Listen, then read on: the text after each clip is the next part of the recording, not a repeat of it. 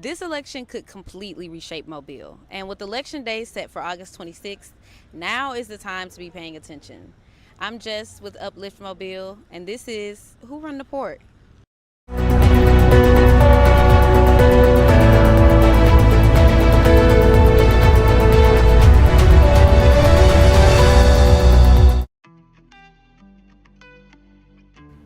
Big changes are coming to the city. After more than a decade in office, Mobile Mayor Sandy Stimpson says he's stepping aside. Today, after much consideration and prayer, I'm letting you know that I will not seek re-election. The 2025 election will mark the end of his run and the beginning of a new chapter for the city.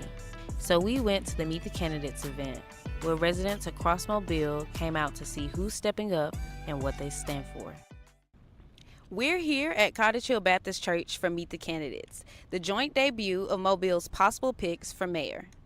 We talked to the event's hosts, Pastor Alan Floyd of Cottage Hill Baptist Church and Pastor Leon Bell of St. Joseph Baptist Church about the purpose of the event. So what led you all to want to plan an event like Meet the Candidates?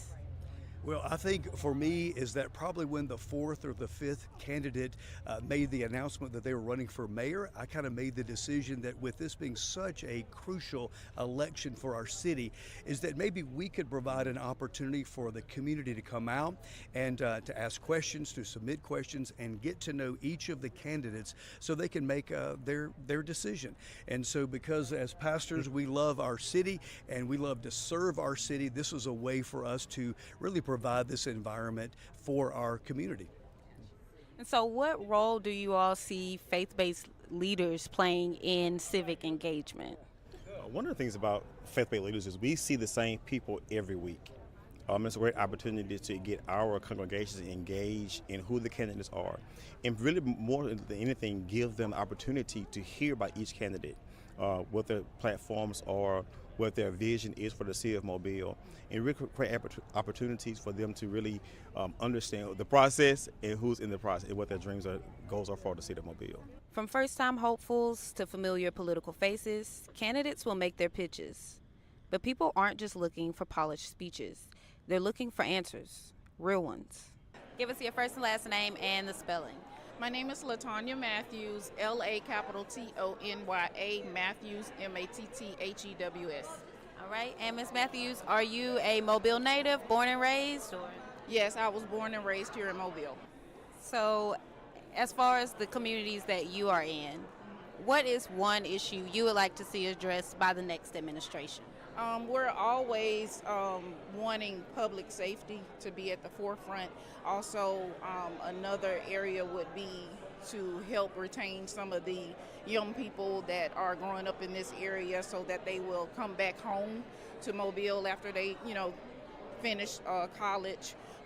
That's important that we, continue to help Mobile grow. Were you born and raised in Mobile? How long have you been a Mobile Yes, resident? Mobile is my home. I also pastor a church here in Mobile. I'm a business owner here in the city of Mobile. I'm proud to call Mobile home.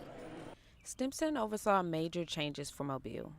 He expanded city limits, boosted worker pay, launched big projects like a new airport and a planned arena downtown. But for some, it didn't always feel like those changes reached their streets. Me personally, as an individual, I feel that the administration have done the best that they can do for the city. I do believe that more could have been done for the city from a leadership standpoint. But overall, I think that the city administration have done the best they can do for the city. Now the question is, who's really ready to lead a city as diverse as Mobile and make sure every voice is at the table? 7 mayoral hopefuls were planned to attend.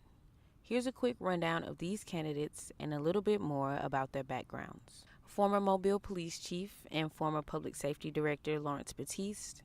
His campaign emphasizes experience in city admin and public safety. Former City Council member for District 3, Jermaine Burrell, who served on the council from 2009 to 2012 and has worked in community and economic development. Spiro Chirigadis, who most recently served as a Mobile County District Judge. Cheragadas stepped down from the bench to run for mayor, citing a desire to continue public service in a new capacity. District 103 rep in the Alabama House of Representatives, Barbara Drummond, who wasn't able to attend but spoke through video. A former city spokesperson, Drummond brings experience in both government and communications. Connie Hudson, Mobile County Commissioner for District 2 and former councilwoman. Hudson's platform draws from over 2 decades in local government. Stephen Nodine, a former Mobile County Commissioner and City Councilor, he filed to run, though past legal issues could complicate his eligibility pending a pardon. Former Mobile Police Chief Paul Prine, who retired after nearly 30 years in law enforcement. Prine says he wants to bring a hands-on leadership style to City Hall. Afterward, we check back in with attendees. Were any suspicions put to rest? Are any hesitant about their choice? And most importantly, what do they see as success for the future of Mobile? So what would you say a thriving Mobile looks like to you? I agree with a safe Mobile, new jobs coming in, a neater Mobile, where the infrastructure isn't just filling potholes, but actually good development. You can tell going through the tunnel, we have so much traffic that goes through here, maybe improving the tourism, things like that. Things that bring positive money here and unity from all around the county.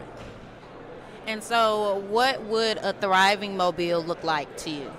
A thriving Mobile would look like when we can come together as one, build as one, work together as one, and we have a thriving Mobile. Next, the meet and greet. Attendees gathered for handshakes, pictures, and quick conversations with candidates. This part is more informal, an opportunity to have that one-to-one.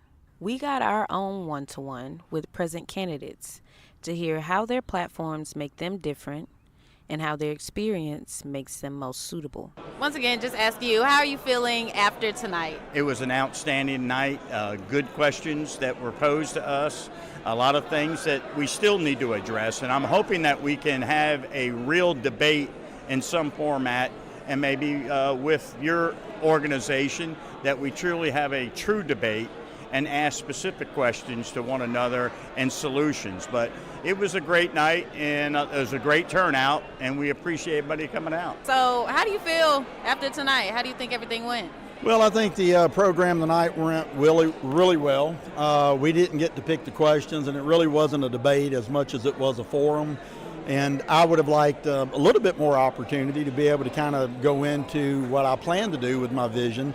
And I think if anybody was paying attention, I'm really the only candidate that laid out a 3-step vision that would get us where we want to be with the city of Mobile.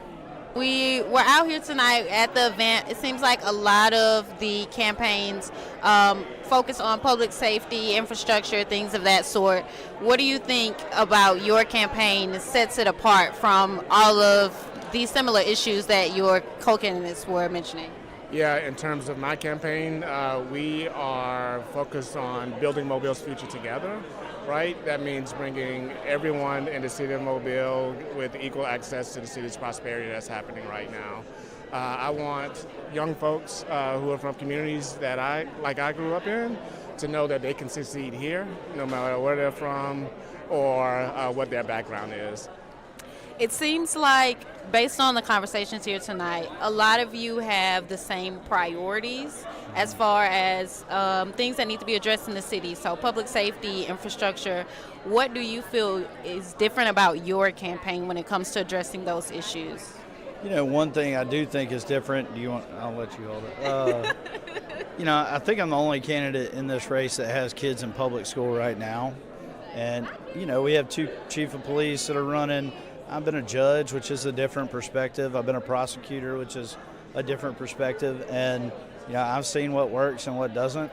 And I'm not afraid to challenge the status quo. It's kind of the judge's job to challenge the police at times. And we got to make sure that we're maximizing our efforts.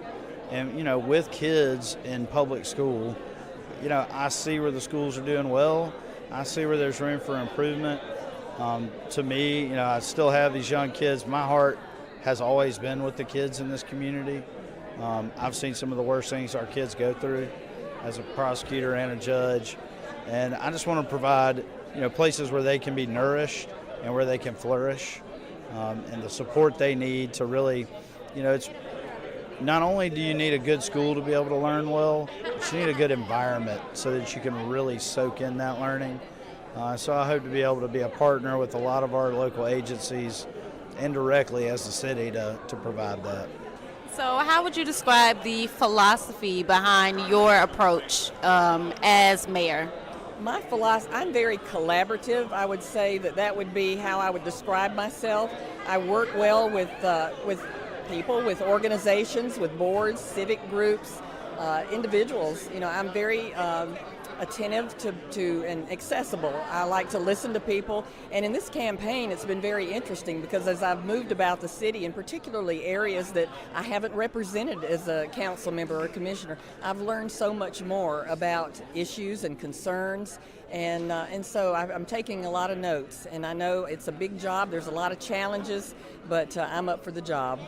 All right, so based on the conversations tonight, it seems like everyone has similar priorities as far as public safety, transportation, and infrastructure. What do you think about your campaign, your approach sets you different from other candidates? You know, my approach has always been about collaboration, making sure that the people are involved, that their voices are being heard. Oftentimes, you know, leaders make decisions without engaging those that will be impacted by those decisions. My approach, based off my history of working here in the city, has always been one of inclusiveness, giving people an opportunity to have voice, and being able to say at the end of the day, be very candid about, okay, we looked at it, we want to be transparent with what was there, but we're not able to make the decision to move in that direction today, but that doesn't mean we won't ever be able to move in that direction. So being inclusive is key to anything that you do. Anybody that leads needs to make sure that they're hearing the voices of all the people in the community. It's easy to feel like politics don't touch us, but nights like these, they're a reminder. We're not outside, we are the city.